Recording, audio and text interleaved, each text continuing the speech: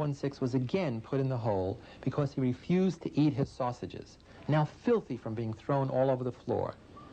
John Wayne made a final attempt to get 416 to submit by setting the other prisoners against him. He gave the prisoners a choice. Now, there's a couple ways that we can do this, depending upon what you want to do. Now, if 416 does not want to eat his sausages,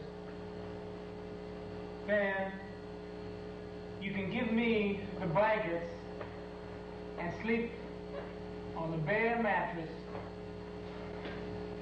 or you can keep your blankets and 416 will stay in another day. Now, what will it be? I'll keep my blankets. What will it be over here? I'll keep my blankets. How about 5486? I'll give you my blankets, Mr. Correctional Officer. You don't want his blankets. Well, now you boys got to come to some kind of decision here. Well, you two, Lanford, how do you feel about this? We got 3 in favor of keeping your blankets. We got 3 against 1. Keep your blankets. 416, you're going to be in there for a while.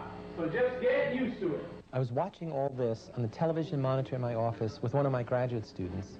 I was amazed that the guard would keep that boy in solitary all night as punishment for not eating cold, dirty sausages.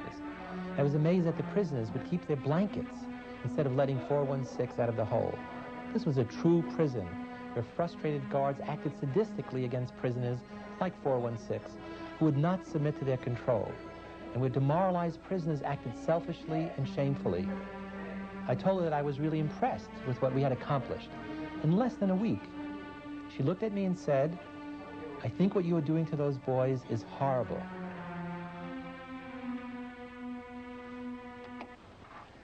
And she was right.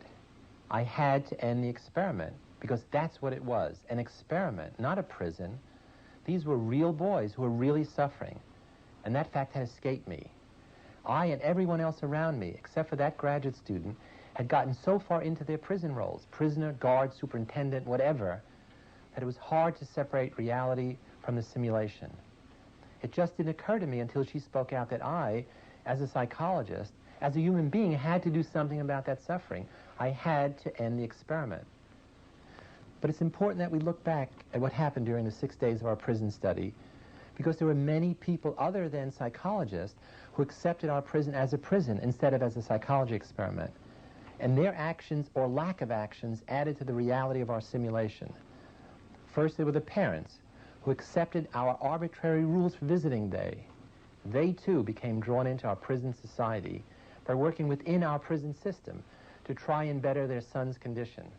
But even though some of the prisoners told their parents that this was the worst thing that ever happened to them, the parents accepted the perspective the prison authorities had created, and they rejected that of their sons.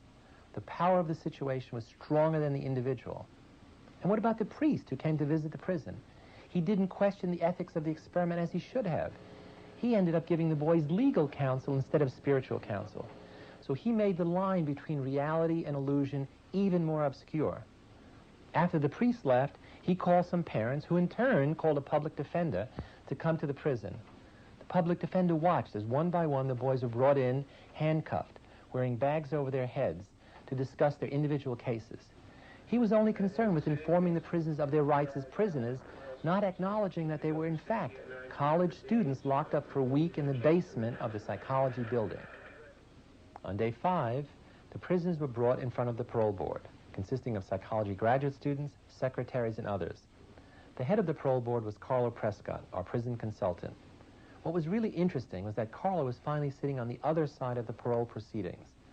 And like all the others who had participated in our study, he took on a role, or rather the role took over him. He became the same kind of parole officer who had rejected his parole request year after year when he was doing time. What I'm trying to say is that you went outside the door and you had a little time to think. Now you're back in here trying to con us and we're looking at you in a different view. Well, what real social consciousness do you have? What do you really think you owe society? I'd like to hear something real from you. Well, I've got a valid job. Working does not make you a good citizen. It's a teaching job. It's a good job, I feel. worthwhile job. That may even make you more suspect. I don't think I'd want you to teach any of my youngsters. It was only afterwards that he realized that he was using the same rationale against them, the students, that his parole officers had used against him to reject his parole requests. I've got nowhere to go while I'm in here, and I don't know what my sentence is. So the only hope I have is to just wait it out and try and live it as pleasantly as I can. Well, I'll tell you something. With your attitude and the way that you've expressed yourself in this particular board meeting, if we were going to definitely make recommendations, you know, I would see to it personally that you were here until the last day. Personally. So we had to stop the experiment after only 6 days. The prisoners and guards were then debriefed, and they all vented their feelings. And then we got together a few months later to analyze the whole experience. They had some interesting things to say about it. I don't know, at first I thought that maybe I could manage prison for a while. Right now I don't think I could manage it at all. I don't see how anybody really could without coming out really hateful. What made the experience most depressing for me was the fact that we were continually called upon to act in a way that just is contrary to what I really feel inside. I don't feel like I'm the type of person that would be a guard, just continually giving out shit and forcing people to do things and pushing and lying.